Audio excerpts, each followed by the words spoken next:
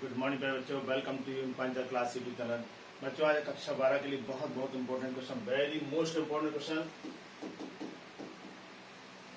इसका निगमन आपका आता बोर्ड में प्रिज्म द्वारा अपवर्तन का सूत्र n बराबर sine A plus del M by two upon sine A by two का निगमन बहुत इंपॉर्टेंट है।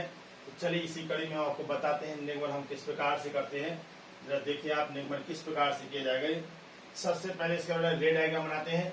तो रे डायग्राम देखिए कैसे बनेगा आपका रे डायग्राम। देखिए हम रे डायग्राम में हमारा बनाते हैं। ये है कोई प्रिज्म और यहाँ पर बेटा प्रकाश, देखिए प्रकाश की किरण इस साइड से आ रही और ये क्या होगा अभिलंब ये दिखाएंगे। सबसे पहले बेटा हम अभिलंब दिखाएंगे। अभिलंब को हम दिखाएंगे तो अभिलंब हमारा क्या होगा, इस सतह पर क्या होता है बच्चों, ये नॉर्मल होगा। यहाँ पर अभिलंब ऐसे दिखाएंगे,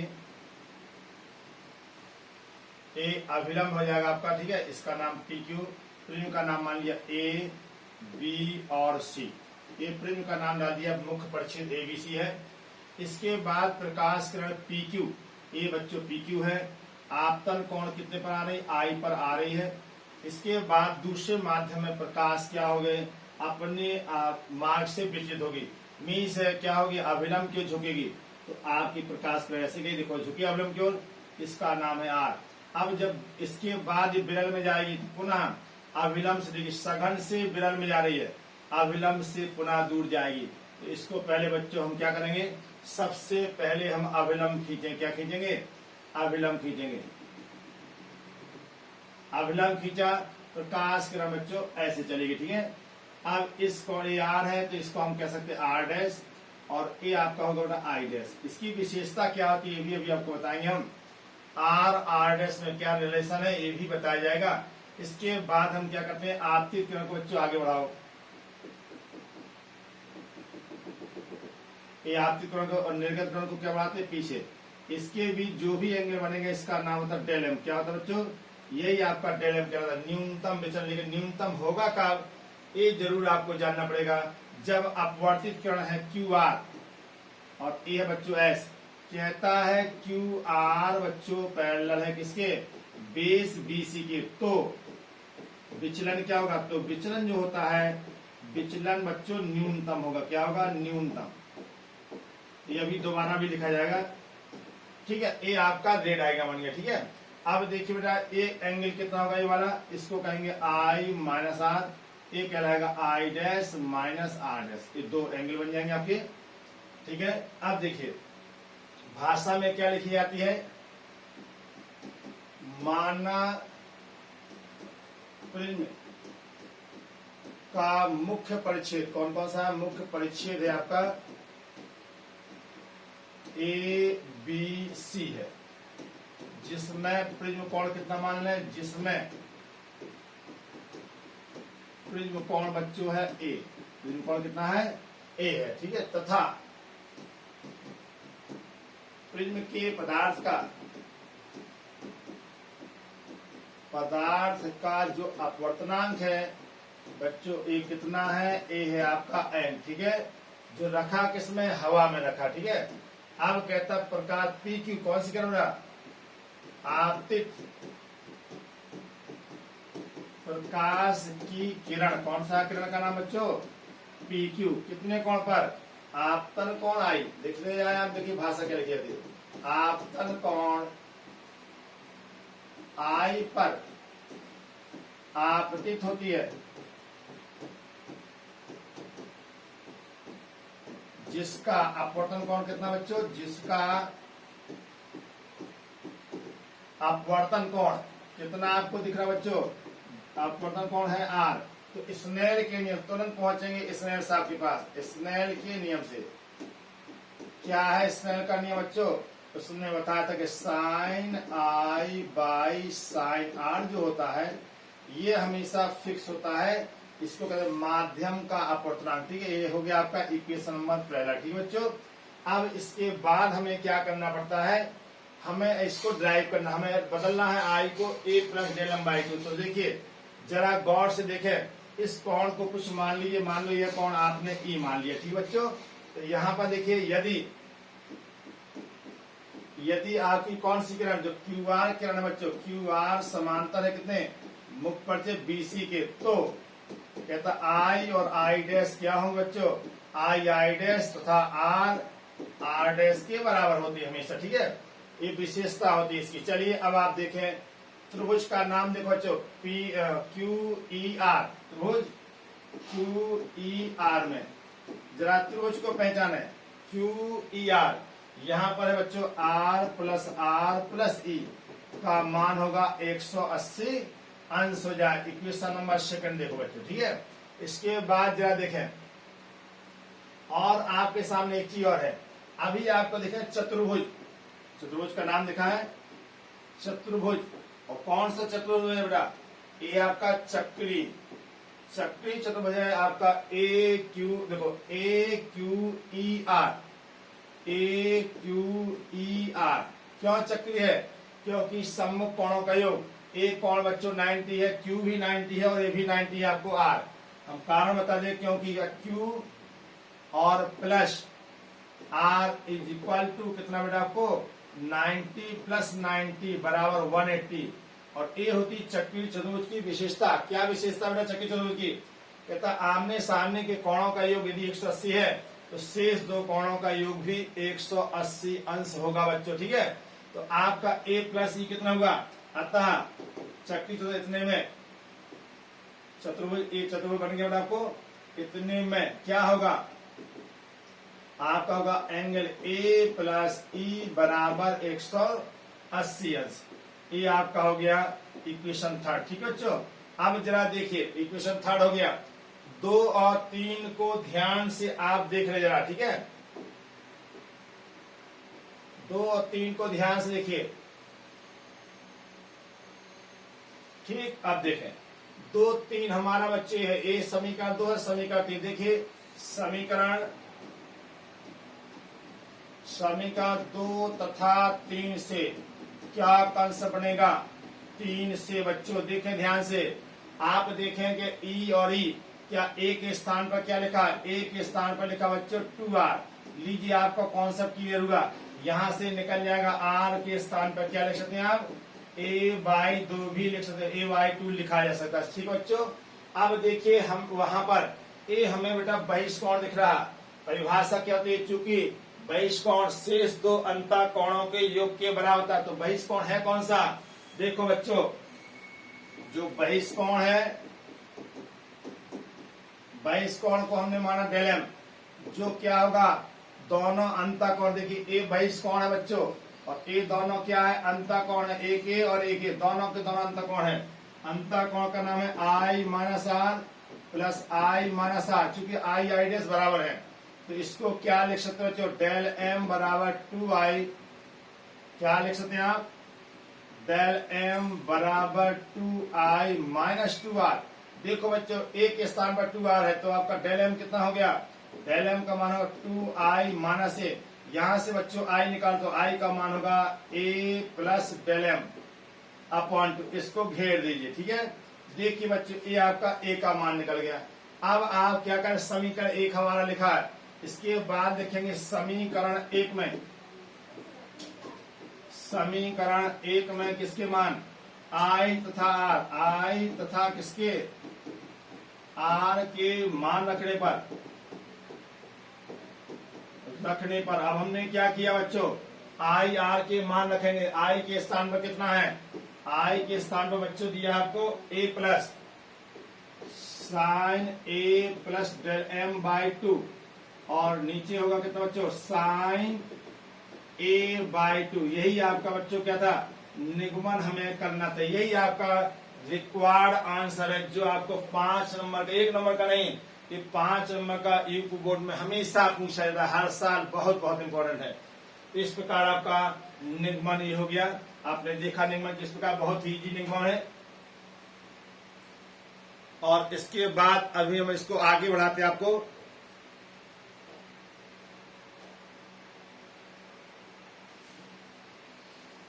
अब इसको हम लेके चलते आगे, कहता है यूडा नेक्स्ट पेज में, कहता है यदि प्रिज्म क्या है हमारा, प्रिज्म है पतला प्रिज्म। देखिए तो अभी आपको बताते हैं पतले प्रिज्म के लिए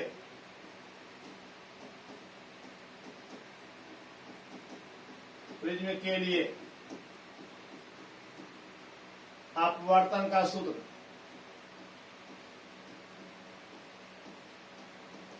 अपवर्तन का बच्चों सूत्र क्या होगा? देखिए, पतला प्रिज्म का मतलब पहले आपको जानना पड़ेगा। ऐसा प्रिज्म, देखो बच्चों, ऐसा प्रिज्म जिसका प्रिज्म कोण कितना होना चाहिए? जिसका जो प्रिज्म कोण होगा, जिसका प्रिज्म कोण कितना होगा? जो ए का मान था बच्चों, ये तो हमारी हेडिंग है, ए का मान हमारा छोटा होना चाहिए 5 डिग्री से। कितना? ए का मान 5 अंश से छोटा होना चाहिए। ऐसी स्थिति में बच्चों देखो, ये तो आपका ये हो गया। ऐसी स्थिति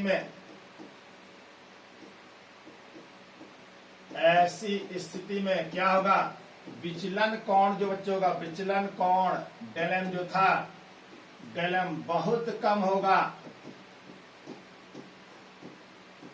बहुत कम होगा। जब बहुत कम होगा विचलन कोण, तो देखिए क्या लिखा जाता है, तो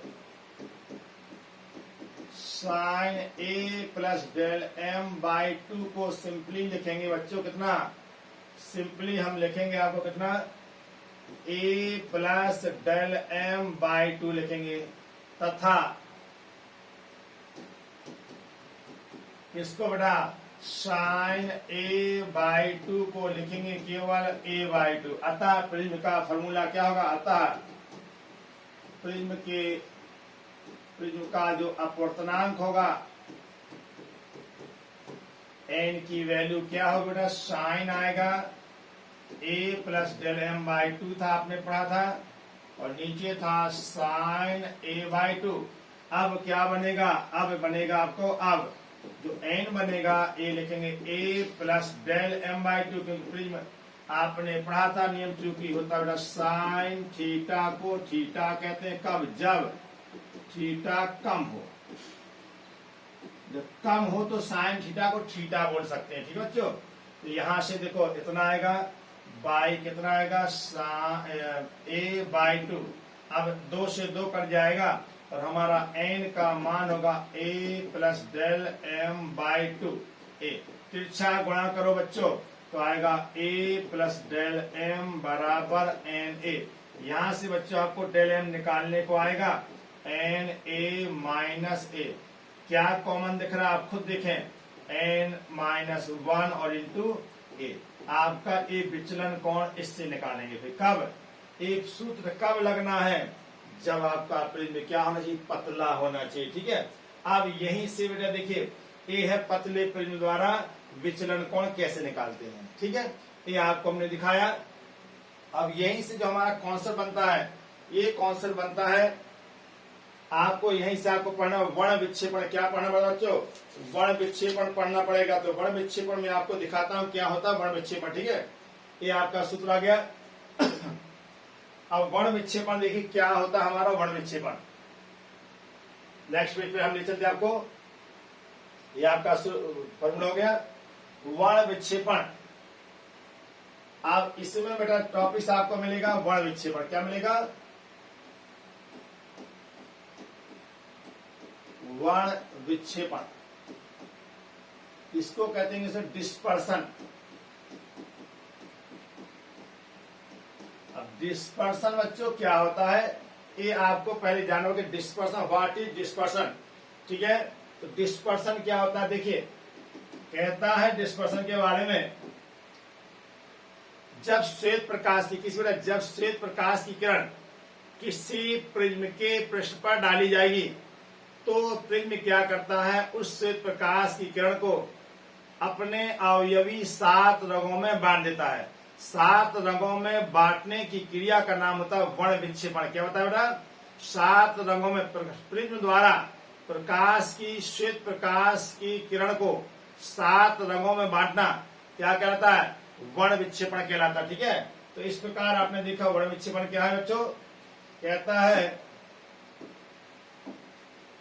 श्वेत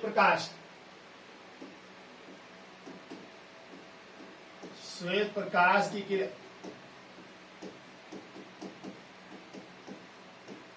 किरण को प्रिज्म द्वारा कितने भाग में बच्चों? प्रिज्म द्वारा अपने कौन कौन से अपने अवयवी 7 रंगों में विभक्त करने की क्रिया, विभक्त करने की क्रिया का नाम रखा। क्रिया को क्या कहते हैं बच्चों? वर्ण विक्षेपण कहते हैं। वर्ण विक्षेपण कहते हैं। वर्ण मतलब होता रंग, विक्षेपण मतलब होता अलग अलग। तो वर्ण विक्षेपण का शाब्दिक अर्थ है रंगों को अलग अलग करना। ठीक है, तो वर्ण विक्षेपण का मतलब क्या है? ये आपको वर्ण विक्षेपण क्या लिखेंगे? वर्ण मतलब होता रंग और विक्षेपण होता है अलग अलग करना। तो कहता रंगों को अलग अलग करना। ठीक है, वर्ण मतलब रंग, रंगों को अलग अलग करना क्या कहलाता है? जो रंगों को अलग अलग करना वर्ण विक्षेपण कहलाता है। ठीक है, करना ये कहलाता है वर्ण विक्षेपण। ठीक है, अब देखो हम क्या करेंगे बच्चों? श्वेत प्रकाश, देखिए रेड आएगा, फिर देखें हमने श्वेत प्रकाश की किरण ली। ये है श्वेत प्रकाश। श्वेत प्रकाश दिया। जैसे ये प्रकाश क्या होगा बच्चों? जैसे ये प्रकाश आपका घुसेगा किसमें? इंटर करेगा प्रिज्म के अंदर। जैसे इंटर करेगा तुरंत का तुरंत बेटा 7 रंगों में बढ़ जाए। कितने रंगों में बटेगा? 7 रंगों में बटेगा। तो कौन कौन से रंग होते हैं आपको मानो? ऊपर की ओर कौन सा बच्चों? ऊपर की ओर होगा आपका रेड। तो यहाँ पर जो होगा पहले रेड जाएगा। ठीक है बच्चों, इसके बाद नीचे कौन सा होता है? बैगनी होता, आपने पढ़ा होगा।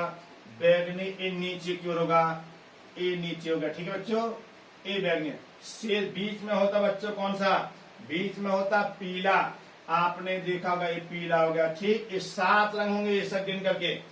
तो अभी तो हमने 3 दिखाए और शेष रंगों के आपके कलर भी होते हैं। तो पहले कौन सा होता है? जो देखिए किस फॉर्म होता है हम आपको बताएं। VIBGYOR ये फॉर्मूला होता है। बी से होता है बेटा बैगनी, इसको कहते हैं बैनी, हिंदी में कहते हैं बैनी। पी नाला। बी से हुआ बैगनी, नी से हुआ नीला, आसू आसमानी, हरा, पीला, नारंगी, लाल। तो बेटा लाल हो गया।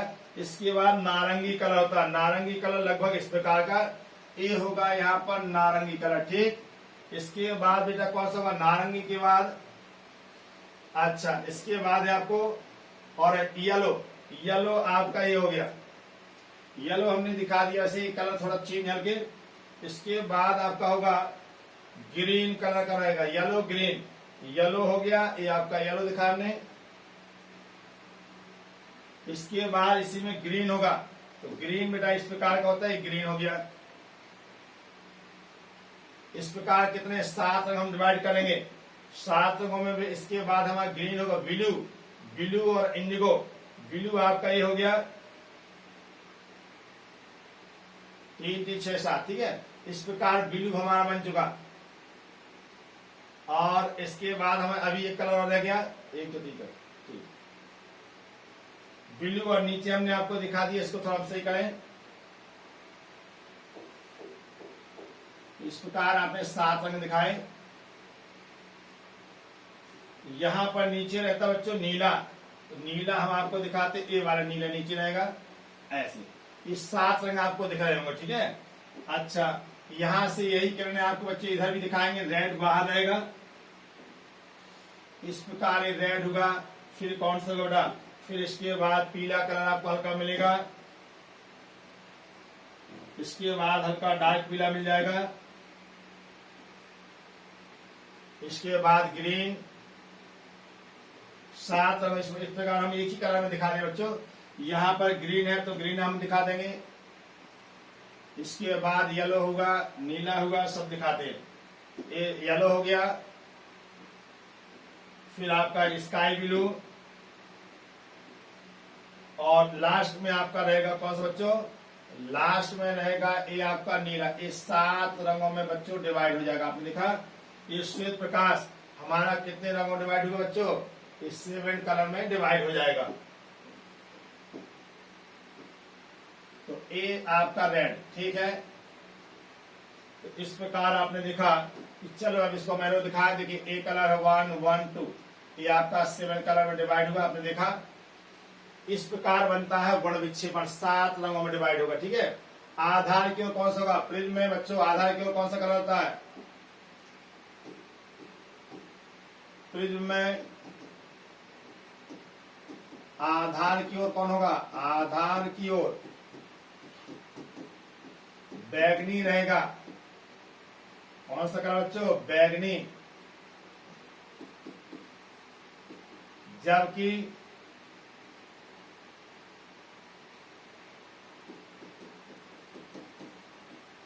जबकि शीर्ष की ओर और लाल रंग रहता है। कौन सा बच्चों? लाल रंग रहता है। अर्थात क्वेश्चन क्या है कि आधार से शीर्ष की ओर जो रंगों का क्रम होगा, रंगों का जो क्रम होगा, ये तब विबज्योर के फॉर्म में, किसमें? विबज्योर, VIBGYOR। अब विबज्योर का मतलब क्या बच्चों? जरा देखें, V से होता वायलेट, E से होता इंडिगो,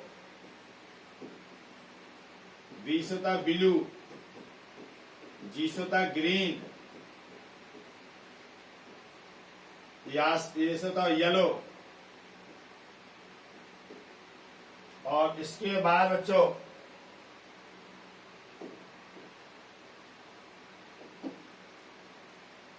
इसके बाद होता हमारा VIBGYOR। ओ से होता ऑरेंज, ORANG। और रेड से होता R से होता रेड। इस प्रकार आपने 7 रंग देखे। इसको क्या बोलते हैं? वायलेट बताता है बैगनी। देखिए जरा, ये कौन सा कलर है बच्चों? बैगनी। हम आपको दूसरे ये है बैगनी। और ये जमुनिया नीला, इंडिगो मतलब तो नीला, जामुन कलर का जो होता है ना, उसको कहते हैं नीला। और ब्लू का थे स्काई ब्लू, मतलब आसमानी।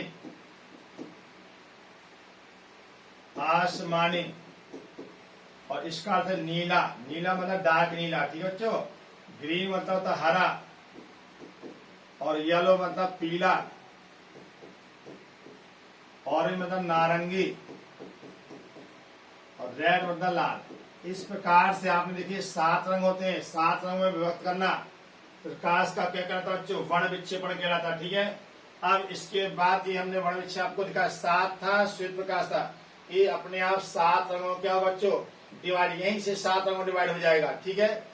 ये था आपको वर्ण विक्षेपण। अब इसके बाद वर्ण विक्षेपण के बाद बेटा हम आपको बताते हैं कॉन्सेप्ट आगे कि कैसे हम आपको वर्ण विक्षेपण निकालते हैं। कितना वर्ण विक्षेपण होगा ये निकालना पड़ेगा। तो अभी आपको हम दिखाते हैं कि कैसे हम वर्ण विक्षेपण निकालते हैं। जरा देखिए, नेक्स्ट पेज में लेके चलते हैं। अब देखिए वर्ण विक्षेपण क्या है? प्रकाश का अपने 7 रंगों में बंटना क्या कहलाता है? वर्ण विक्षेपण कहलाता है, जो हमने आपको बताया। अब इसके बाद अभी हमने पीछे बताया था कि हर कलर का अपवर्तनांक अलग अलग होगा। अभी आपने पढ़ा था, जस्ट चूंकि हम बताए बेटा आपको, चूंकि हमने पढ़ा था n बराबर डेल m बराबर कितना था बेटा? m बराबर डेल। आपको बताया था विचलन कोण इज इक्वल टू, क्या बताया था बच्चों? विचलन कोण equal to n-1 into r, ऐसा बताया था। विचलन n क्या बताया था बच्चों?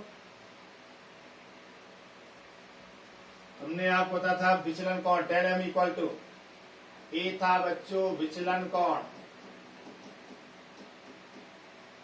n-1 इंटू ए। यहां से देखिए, अभी आपने देखा कि सभी रंग का विचलन क्या है? अलग अलग होता है। तो जरा देखिए, जब अलग अलग विचलन होगा तो फिर एक बार हम फिगर बनाएंगे।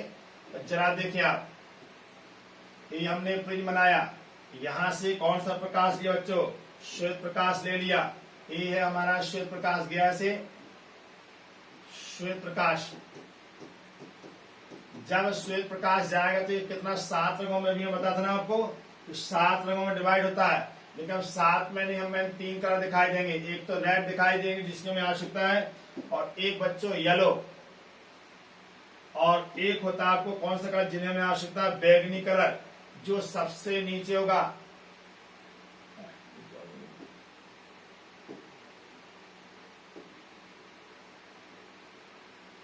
जो बैगनी कलर है, जो हमारा बच्चों क्या सबसे नीचे होगा, ये देखिए, ये है आपका बैगनी कलर, ये बैगनी होगा।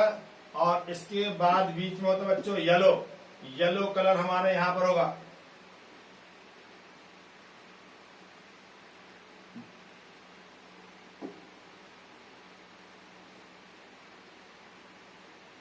येलो कलर हमारा कहां पे होगा बच्चों, येलो कलर बीच में रहेगा।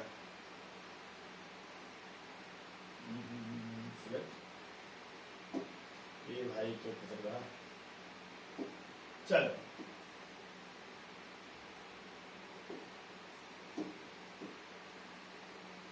तो जरा देखते हैं। यहां पर हमारा येलो रहेगा,